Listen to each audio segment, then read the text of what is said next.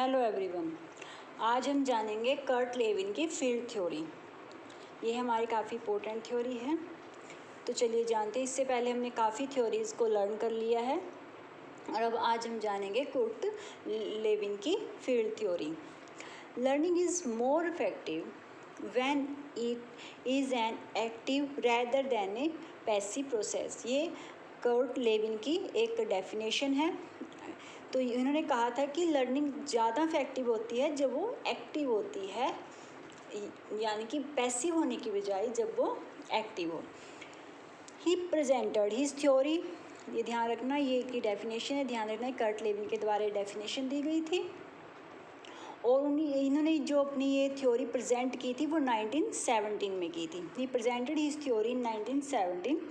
He was highly influenced by Einstein. सबसे ज़्यादा ये इन्फ्लुएंस्ड हुए थे आइंस्टाइन के द्वारा। कर्ट लेविन एक जर्मन मनोवैज्ञानिक थे जो बाद में अमेरिका जाकर बस गए थे तथा वहाँ के विश्वविख्यात विद्यालयों स्टैनफोर्ड तथा इयोवा में अध्यापन करने लगे थे। ये जर्मन मनोविज्ञानी है, लेकिन बाद में ये अमेरिका में सेटल हो गए थे और वहाँ पर इन्होंने स्टैनफोर्ड और इयोवा में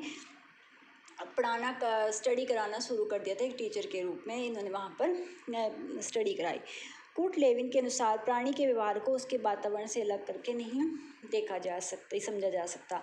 ये इनका जो हम समझेंगे अपने इस डेफिनेशन में, इनका ये मीन था कि हम जो भी इंसान का व्यवहार होता है वो इन्वायरमेंट उस पर काफ़ी इम्पैक्ट डालता है। कि अगर किसी व्यक्ति को समझना है या किसी भी जानना है, हमें किसी बच्चे को जानना है, किसी को समझना है, तो पहले उसके इन्वायरमेंट को जानो, उसके वातावरण को जानो कि वो, क्योंकि सबसे ज़्यादा जो इम्पैक्ट करता है हमें हमारा वातावरण। जहाँ पर हम देखते हैं कि अगर हम 4 बच्चों को अलग अलग खड़ा करें तो चारों के हम देखेंगे उनका बोलने का तरीका, उनका रहना, हर चीज़ में डिफरेंस मिलेगा। क्यों? क्योंकि वो उनका वातावरण कैसा है, कि वो किस इन्वायरमेंट में रह रहे हैं। तो यही इनका था कि सबसे ज़्यादा हम अगर किसी को भी समझना चाहते हैं तो सबसे पहले हमें उसके इन्वायरमेंट को समझना होगा कि वो कहाँ पर रह रहे, किस इन्वायरमेंट में, क्योंकि इन्वायरमेंट का इम्पैक्ट ये मानते हैं सबसे ज़्यादा होता है। For Kurt Lewin, behavior was determined by totality of an individual situation. ठीक है, human behavior is a function of both the person and the environment in which the behavior takes place, including the social parameters. इनके ये मानते थे कि वही है कि जैसे इन्वायरमेंट है, जो भी बिहेवियर होता है इंसान का या वातावरण का हम पे इम्पैक्ट होता है, या फिर जो भी हम उसमें इंक्लूड कर सकते हैं अपने सोशल पैरामीटर्स, जिस भी हम समाज में जिस पैरामीटर में हम रह रहे हैं उसका इम्पैक्ट हमारे व्यवहार में झलकता है, हमारे व्यवहार में वो दिखता है। ये इन्होंने यही कहा था कि जो बिहेवियर है determine totality of an individual situation, व्यक्ति की स्थिति पर निर्भर करता है। ठीक है, जो भी उसका व्यवहार है। लेविन का कि डिस्क्राइब इज व्यू पॉइंट ने फॉलोइंग फार्मूला, इन्होंने ये फार्मूला दिया था, B is equal to F, bracket में है पी ई। तो इनका बी का इन्होंने कहा था बिहेवियर, एफ फंक्शन को डिनोट करता है, लाइफ स्पेस कह सकते हैं फील्ड जो उनकी स्टडी है लाइफ स्पेस को, पी है पर्सन्स और ई टोटल इन्वायरमेंट सिचुएशन यानी कि इन्वायरमेंट। तो ये इनका जो मेन आप समझ सकते हो कि इन पे ही इनका सारा ये जो उनकी थ्योरी है फील्ड थ्योरी, ये सारी इन पे ही डिपेंड है। बिहेवियर पर, जो फंक्शन यानी कि लाइफ स्पेस है, जो पर्सन है व्यक्ति, और जो हमारा इन्वायरमेंट सिचुएशन है वही हम पे इम्पैक्ट डालती है, हमारे व्यवहार को निर्धारित करती है। अब हम जानेंगे इनको वन बाय वन। जैसे हम देखते हैं कि it means that behaviour is the function of person in their environment. वही है कि इन्वायरमेंट ही उनके जो बिहेवियर है उसको फिक्स करता है, उसको सबसे ज़्यादा इम्पैक्ट जो पड़ता है इन्वायरमेंट का पड़ता है। अब जानते हैं लाइफ स्पेस यानी कि फील्ड, जो हमने अभी जाना कि फंक्शन। लाइफ स्पेस क्या है? Life space are all the events in totality that influence the behaviour and life of an individual. Life space वो है जो हम कह सकते हैं वो सभी इवेंट जो हमें क्या करते हैं, इन्फ्लुएंस करते हैं, हमें प्रभावित करते हैं, जो हमारे व्यवहार को, किसी भी व्यक्ति की लाइफ को जो हमें इन्फ्लुएंस कर रहे हैं, टोटलिटी वो है लाइफ स्पेस हमारा। चाहे उसमें कुछ भी है, हमारा हमारा जैसे हमने देखा था हमारा सोशल पैरामीटर्स है, हमारा इन्वायरमेंट है, कुछ भी है जो हमें इम्पैक्ट कर रहा है, जो हमें इन्फ्लुएंस कर रहा है। In living world the person and his environment as one constellation of independent factor. According to him, all the people have their own psychological space when is called their life space। ये इनके अनुसार क्या था कि हर व्यक्ति का अपना, ये भी इनकी एक डेफिनेशन इनकी दी गई है, इनके वर्ड्स हैं। इनके अनुसार यही था कि हर व्यक्ति का अपना एक साइकोलॉजिकल स्पेस होता है जिसको हम लाइफ स्पेस बोलते हैं। हर हम जिस इन्वायरमेंट में देखो हम रह रहे हैं, जो हमारा लाइफ स्पेस है, कि जहाँ भी चाहे हम उसमें अपना सोशल अपना इंक्लूड करें, ठीक है, पैरामीटर से कुछ भी है, जहाँ पर हम रह रहे हैं, ठीक है, वही हमारा लाइफ स्पेस है, हर व्यक्ति का वही है, ठीक है, जिस भी इन्वायरमेंट में, जिस भी स्थिति में, जो भी कंडीशन में वो रह रहा है। Life space actually an interaction between the person and the environment. Life space वही है, सिंपली वही है कि हाँ, पर्सन और इन्वायरमेंट के बीच में जो इंटरेक्शन है, जो भी हम यहाँ पर इंटरेक्ट हो रहे हैं, जिस भी जो हमारे इन्वायरमेंट में हमारे आसपास जो कुछ है, जिससे भी हम इंटरेक्ट हो रहे हैं, वही हमारा क्या है, लाइफ स्पेस। आई होप कि लाइफ स्पेस को आप इजीली समझ आ गया होगा कि जो भी चीज़ें, चाहे वो कुछ भी है, जो भी हमें या हमारे नेचर को या हमारे व्यवहार को कह सकते हैं कि व्यक्ति को जो कुछ भी इन्फ्लुएंस कर रहा है, ठीक है, वही हमारा लाइफ स्पेस है, जिससे हम इन्फ्लुएंस हो रहे हैं, जिससे हम इंटरेक्ट हो रहे हैं, वो है हमारा लाइफ स्पेस। तो ये लाइफ स्पेस है।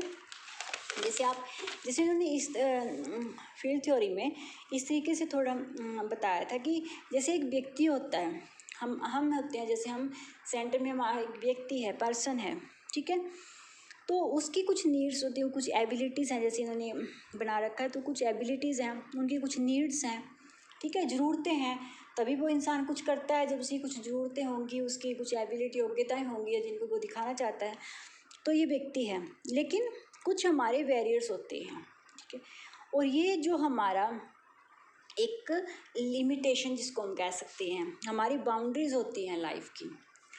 हम जैसे ये कहते हैं कि ये पर्सन है, उसकी नीड्स है, एबिलिटी है, ठीक है। वेक्टर होता है कर्षण। वेक्टर वो होता है कि जब जो चीज़ हमें अपने कह सकते हैं हम अपने एम के, जिस चीज़ को हम पा रहे हैं उसकी तरफ हमें जो आकर्षित कर रही है।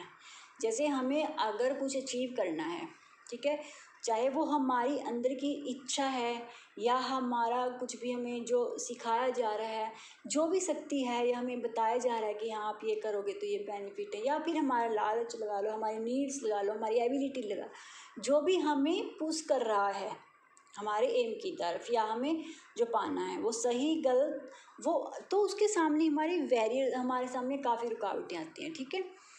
तो आती है ना, हर लक्ष्य को पाने के लिए, हर मंजिल तक पहुंचने के लिए, लाइफ में कुछ भी करने के लिए, हर किसी को, चाहे छोटी से छोटी सिचुएशन भी हम स्थिति भी मान लें अपनी लाइफ की, तो उसमें भी हमारे सामने कुछ ना कुछ बैरियर्स होते हैं।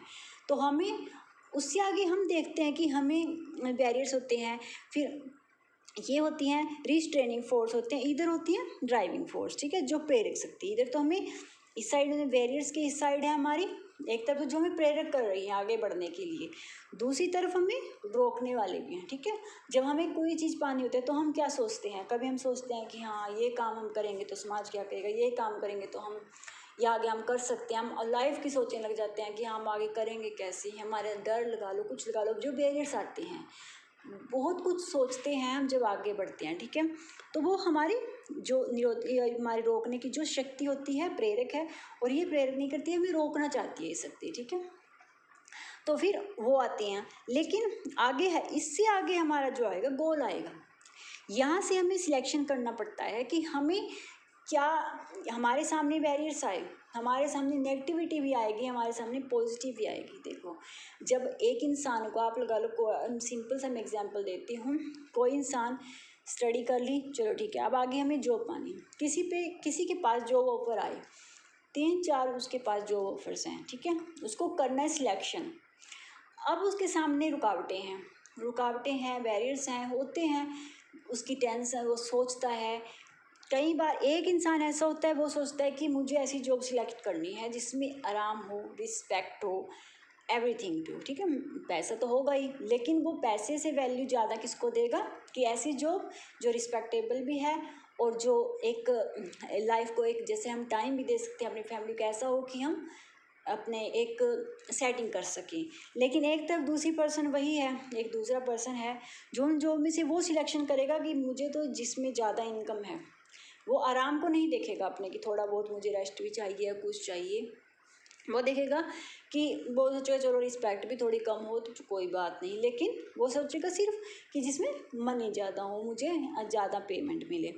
तो ये होता है, ये हमारा सिलेक्शन है कि बैरियर्स सबके सामने आते हैं लेकिन हमें सिलेक्ट करना होता है। अब हम जब स्टडी करते हैं, ठीक है, एग्ज़ाम होते हैं, एक बच्चा है जो अपने आराम को त्याग कर सिर्फ स्टडी पर कॉन्सेंट्रेट करता है, ठीक है, क्योंकि दिल बैरियर्स उसमें भी आते हैं, उसका मन भी करता है मैं उठ कर टीवी देख लूँ, कभी ख्याल आता है यार मैं भी घूम लूँ, कभी ख्याल आता है मैं बातें कर लूँ सबके साथ, लेकिन वो क्या होता है, वो सिलेक्ट करता है उसमें क्या कि नहीं मुझे स्टडी करनी है, मुझे अपना एग्ज़ाम क्लियर करना है, मेरा फर्स्ट ये हमारा जो काम है ये करना है। लेकिन दूसरी तरफ क्या है, दूसरे बच्चे के सामने भी सबके सामने आती हैं ये, लेकिन वो क्या करता है, वो ज़्यादा अपनी देता है कि चलो कर लिया, पास होने के लिए तो हो गया, तो वो ज़्यादा उस पर जो वो अपना टाइम पे वो अपना गेम भी खेलेगा, वो बातें भी करेगा, वो घूमेगा।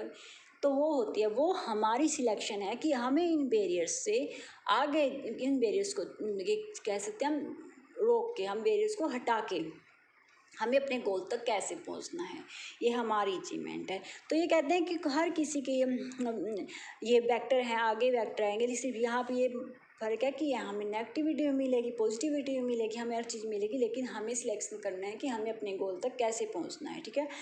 बाउंड्रीज होती हैं हर किसी के लिए, ये हमारा साइकोलॉजिकल, हमारा जो इन्वायरमेंट है हमारे आसपास, ठीक है, एक पर्सन की सबकी होती हैं एक बाउंड्रीज, फैमिली लग कुछ भी लगा दो, हर किसी की एक बाउंड्रीज होती हैं। तो फिर ये इन्होंने बताया था कि इसके गोल ऐसे हमारी चलती है लाइफ, ऐसे हमें एक इंसान को अपने गोल तक पहुंचना पड़ता है, हर किसी को अपनी बाउंड्रीज़ के आगे जाना पड़ता है, उसको अपने गोल तक पहुंचना पड़ता है। तो आगे हम इसके बारे में जानेंगे कि वेक्टर क्या है, इनके बारे में हम जानते हैं।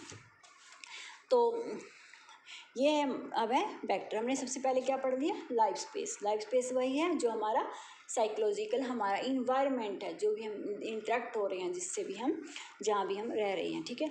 सेकंड है वेक्टर, जैसे हमने अभी कहा कि एक ये क्वेश्चन वर्ड हिंदी में बोलते हैं इसको, the term vector represent a force which is influencing movement towards a goal or away from it, ठीक है।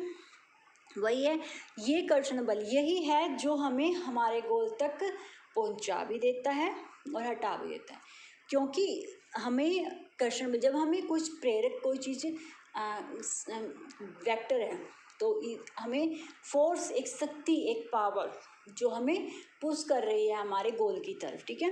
तो ये हमारी जैसे हम कुछ अपना एम बनाते हैं बचपन में, जब बच्चे को हम बहुत होते हैं जो पेरेंट्स बताते हैं कि हाँ बेटा आप ये बनना, बड़े होकर ये करना, ठीक है।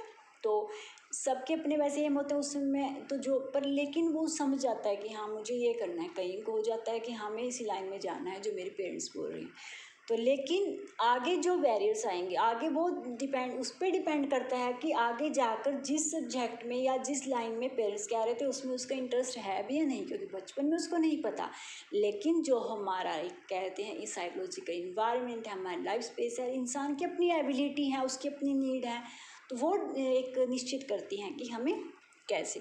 लेकिन हमारी ये एक वेक्टर जो हम कह सकते हैं फोर्स है, एक शक्ति है, एक कर्षण बल है जो हमें मोटिवेट करता है, हम कह सकते हैं हमें आगे बढ़ने का एक जरिया है।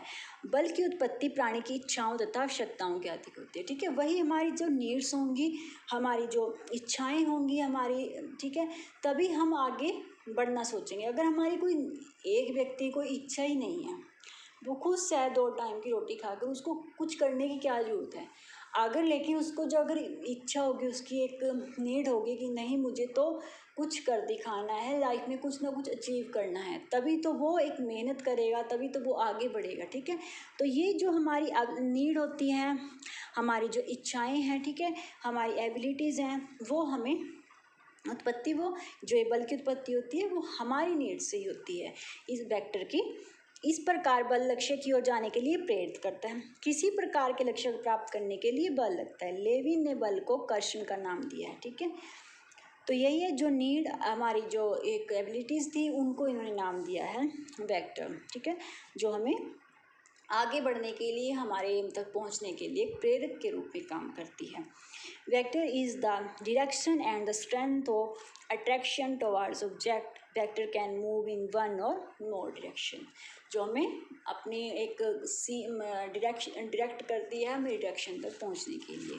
तो ये है वेक्टर। आई होप कि आपको समझ आया होगा। आगे है बैलेंस, जो जिसको हिंदी में बोलते हैं सदिश, ठीक है। इसमें मैंने समझाने के लिए लिख दिया है कि बैलेंस में अगर आप इजीली समझ जाओगे तो क्या है, क्योंकि सदिश भी समझ में नहीं आएगा और बैलेंस, तो इसको इजी आपको समझ माइंड में रखना है। तो ये क्या है, द प्लीजेंट और unpleasant of an emotional situation. हमारी इसमें क्या होगा, हमें जो प्लेजेंट भी होंगी और अनप्लेजेंट, जैसे मैंने कहा नेगेटिव वो भी आएंगे और पॉजिटिविटी भी आएगी। सिलेक्शन हमारा है, ठीक है। ए life space contains the individual himself, the goals he is seeking positive balance और अवॉइडिंग नेगेटिव बैलेंस। क्या करता है वो, पॉजिटिव को बैलेंस को लेता है, नेगेटिविटी को दूर करता है, ठीक है। The barrier that restrict the individual movement and the path of he must follow to reach his goal। तो उसको बैरियर, जो बैरियर है उसके सामने उनको रिस्ट्रिक्ट, उनको हटाना है उसको, और पॉजिटिव बैलेंस को शेकिंग करना है और अवॉइड करना है नेगेटिव बैलेंस को, समझे। The Lewin theory threat goal and barriers are the main factors. ये उन्होंने कहा है कि ये मेन फैक्टर्स हैं। An individual who has to achieve some goals has to cross barriers.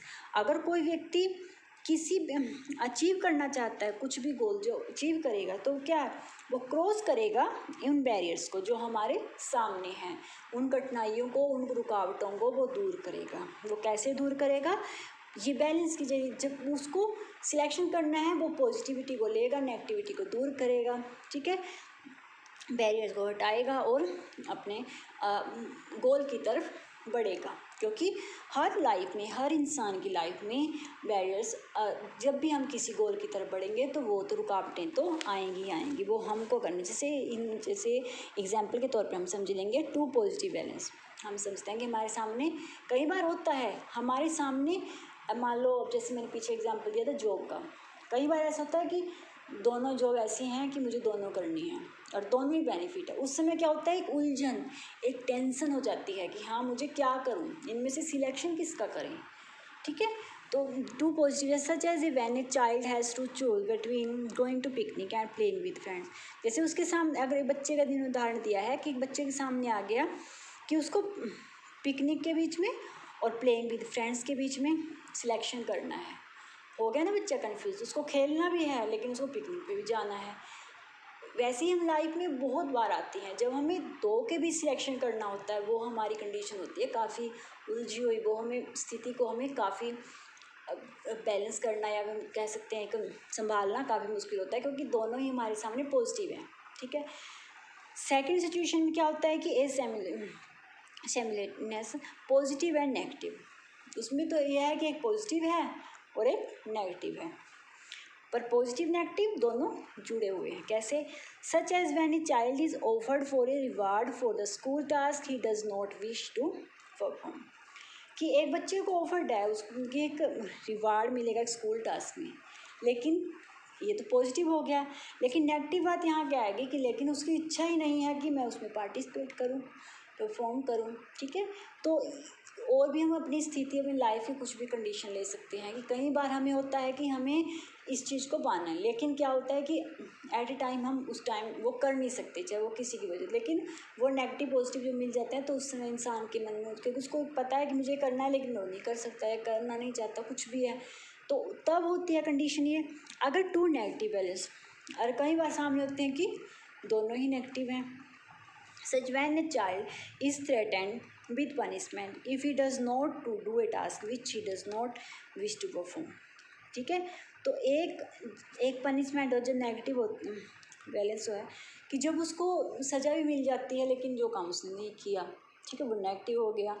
या फिर he does not wish to perform, इच्छा नहीं है परफॉर्म करने की, तो वो क्या होता है कि दोनों ही नेगेटिव बातें। तो कोई भी हम लगा लें कि जब दो पॉजिटिव बैलेंस आए तब भी हमारे कंफ्यूज हैं, हमारे सामने बैरियर्स हैं, हमें उनमें से एक सिलेक्ट करना पड़ेगा, ठीक है, वो हमें करना पड़ता है। अगर हमारे सामने पॉजिटिव है, नेगेटिव है, तब भी हमें कुछ ऐसा रास्ता निकालना पड़ेगा, बैरियर्स को तो हटाना पड़ेगा। और थर्ड भी जब नेगेटिव आएंगे दोनों, तब भी हमें कोई ना कोई तो इन्होंने ये सिर्फ एक एग्जाम्पल के तौर पे ये है कि हमें सिलेक्शन करना है कि हमें अपने गोल की तरफ किस तरीके से उसको अचीव करना है। बैरियर्स आएंगे लेकिन सही और गलत तो हमें चुनना है, ठीक है, हम किस तरीके से अपने लक्ष्य तक पहुँचें। इसी के बारे में थोड़ा आगे इसके अंतर्गत यह जानना जरूरी है कि कौन सी कर्षण शक्ति यानी कि वेक्टर हमें लक्ष्य की ओर ले जा रहा है, ठीक है, वही एक वेक्टर है, हमें देखना है उसमें कि हम एम की तरफ बढ़ रहे हैं, लेकिन हमें जानना भी तो है कि कौन सा रास्ता हम कई बार कई तरीके अपनाते हैं अपने एम की तरफ जाने के लिए, ठीक है, कई बार वो रास्ता गलत भी हो जाता है, हम पहुंचना उसी तक जाते हैं, लेकिन जो रास्ता हमने सिलेक्ट किया अपने एम तक पहुंचने के लिए वो गलत है, ठीक है। तो वही है कि हमें ये लक्ष्य की ओर ले जा रही है, तो हमें उसमें जानना जरूरी होता है कि हमें कौन सा हमारी दिशा की ओर ले जा रहा है, कौन सी हमें दूर ले जा रही है, कौन सी शक्ति किस दिशा में कार्य कर रही है, जानना भी जरूरी है, ताकि हम उनका परिणामी बल निकाल सके, ताकि हम देख सके। तभी कहते हैं ना कि कभी भी कोई काम में जल्दबाजी ना करो। कई बार ऐसा होता है कि इंसान अपने एम को पाने के चक्कर में काफ़ी कुछ गलत कर बैठता है, क्योंकि उसको, लेकिन हर चीज़ का एक कहते हैं ना परिणाम, रिजल्ट भी सोच के चलो कि हाँ हम इस तरीके से अगर ये काम करें हैं तो इसका रिजल्ट क्या, सही तरीके को हमें चुनना है। अतः इस 20 की महत्व यानी कि बैलेंस की महत्वता इसलिए क्योंकि यह हमारे भिन्न कर्षणों को जो हमारे जीवन के दायरे में लगे उनकी दिशा व्यक्त करता है। बैलेंस की वजह से ही हम क्या करते हैं, सदिश की वजह से हम सिलेक्शन कर पाते हैं कि हमें कौन सा सिलेक्ट करना है। फोर्थ होता है कॉन्फ्लिक्ट, द्वंद्व। जब कई तरह के कर्षण वेक्टर आ जाते हैं तो स्थिति में द्वंद्व, तो फिर हमारे सामने क्या होता है, कॉन्फ्लिक्ट हो जाते हैं, द्वंद्व उत्पन्न हो जाता है जब कई तरह के ही एक साथ वेक्टर आ जाएं, ठीक है। यह स्थिति तब होती है जब व्यक्ति के सामने एक से अधिक रास्ते खुल जाते हैं तथा ये समझ में नहीं आता है कौन से रास्ते, जैसे मैंने अभी जॉब का एग्जांपल लिया, कुछ भी एग्जांपल ले सकते हैं आप, कि जब हमारे सामने काफ़ी रास्ते हों तब हम तब हमारे सामने कॉन्फ्लिक्ट की समस्या, द्वंद्व की समस्या पैदा हो जाती है कि हम अब करें क्या, काफ़ी कन्फ्यूज़न हो जाते हैं। अब इन्होंने कहा जैसे 3 टाइप्स ऑफ कॉन्फ्लिक्ट हैं। एक तो हमारे सामने होता है कि अप्रोच कॉन्फ्लिक्ट, यानी कि पहुँच हमें पहुँचना है, संघर्ष होता है कि होता है ना, जैसे हमारे सामने एक को होता है कि पहुँचें या टलें, इस काम को करें, एक तो होता है करना है, सिर्फ ये संघर्ष होता है कि करें, एक होता है कि चलो करना है या पहुँचे या ना करें, टलना है, एक होता है कि सिर्फ अवॉइडेंस होता है कॉन्फ्लिक्ट। तो कई तरीके के हमारे सामने लाइफ में कॉन्फ्लिक्ट हो जाते हैं जब हमारे सामने काफ़ी कई बार आपके सामने कई चीज़ें हों तो आप सोचते हैं खाएं नहीं खाएं, खाना है नहीं खाना, काफ़ी चीज़ें होती हैं लाइफ में जब हम एक द्वंद्व में फंस जाते हैं, ठीक है। फिफ्थ होता है वही की बाधा, अवरोध, बैरियर्स, जैसे हमने उसमें पढ़ा था कि आगे हमारे बैरियर्स होते हैं, हमने देखा था। द्वंद्व के कारण बाधा उत्पन्न होती है और यह समझ में नहीं आता कि क्या किया जाए और क्या ना किया जाए, किस प्रकार का निर्णय लिया, it stand in the way of person reaching school, ठीक है। सिक्स्थ होता है फिर टोपोलॉजी, तल रूप, जिसको हिंदी में बोलते हैं। कोर्ट लेविन के अनुसार है कि जीवन दायरे का कोई निश्चित आकार नहीं होता। ये मानते हैं कि हमारा जो लाइफ स्पेस है उसका कोई आकार नहीं है, क्योंकि वो हमारी कंडीशन, हमारे सामने से जो भी हम कर रहे हैं लाइफ में उन सब पर डिपेंड करता है, ठीक है। आकार नहीं होता। तल रूप जीवन के दायरे की संरचना को बताता है। फिर थ्योरी है आल्सो नोन एज, इसको टोपोलॉजिकल थ्योरी भी बोल सकते हैं, तल रूप सिद्धांत। कर्ट लेवी ने गणित के आधार पर ही मानव व्यवहार को समझने का प्रयास किया, समझाने का प्रयास किया। इन्होंने ये टोपोलॉजी, क्योंकि जो वर्ड है ये आया मैथ से, तो इन्होंने एक गणित के आधार पर, मैथ के आधार पर समझाने का प्रयास किया कि टोपोलॉजी में इन्होंने कहा कि दूरी, आकार और आकृति का क्या होता है, कोई महत्व नहीं होता, ठीक है। अर्थात इसकी लंबाई, चौड़ाई, मोटाई का कोई महत्व नहीं होता, बल्कि उसके अंदर जो सीमा के प्रत्ययों की विवेचना की जाती है।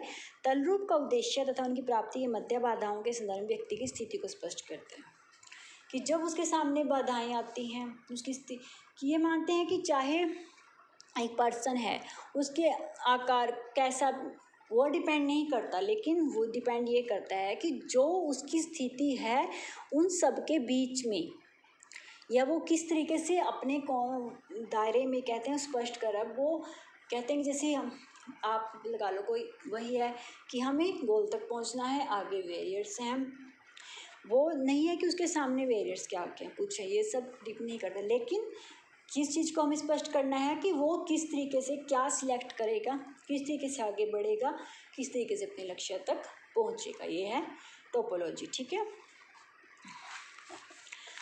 जीवन दायरे, ये टोपोलॉजी के बारे में है कि जीवन दायरे की संरचना उसमें उपस्थित कर्षण वेक्टर और वैलेंस के अनुसार बदलती रहती है। ये कहते हैं कि ये तो देखो चेंजेस होते रहते हैं, क्योंकि जो हमारे जो वेक्टर का जो बैलेंस है तो वो उसके अनुसार स्थिति जो है बदलती रहती है। जिस प्रकार जीवन दायरे में उपस्थित वेक्टर और बैलेंस में बदलाव आता है, उसी प्रकार साथ साथ जीवन दायरे की संरचना में बदलाव आता है।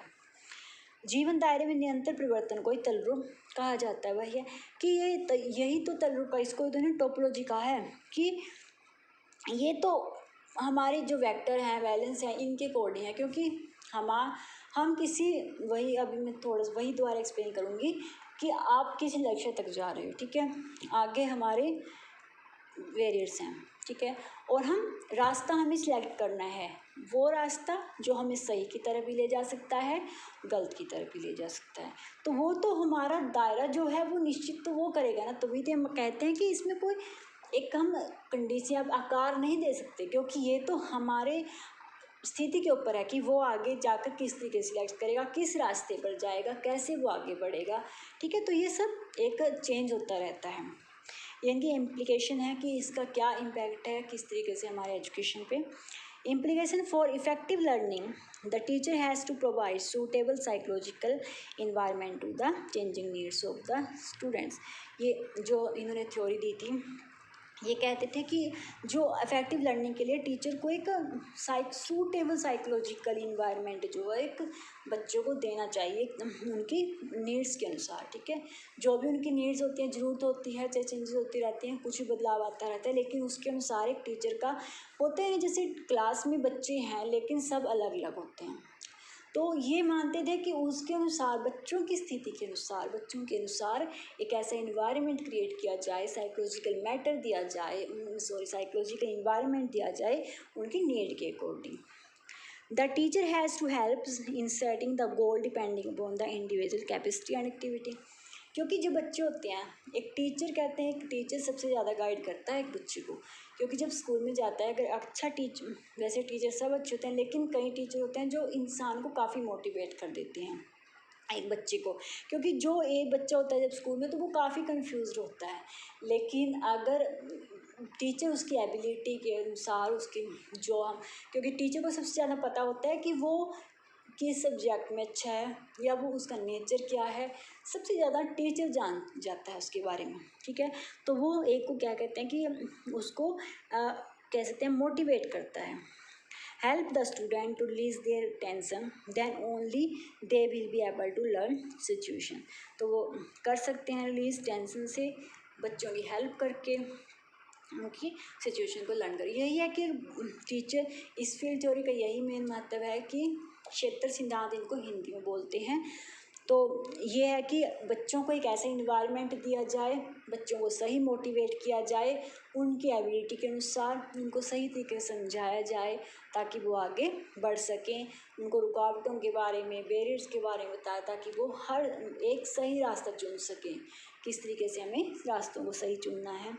तो ये थी आज की वीडियो। अगर आपको अच्छी लगे तो प्लीज़ लाइक कर देना। फील्ड थ्योरी होती है क्षेत्र सिद्धांत, हिंदी में इसको क्षेत्र सिद्धांत बोलते हैं। तो ये थी आज की वीडियो। अगर आपको अच्छी लगे तो प्लीज़ लाइक कर देना, सब्सक्राइब कर। Thank you.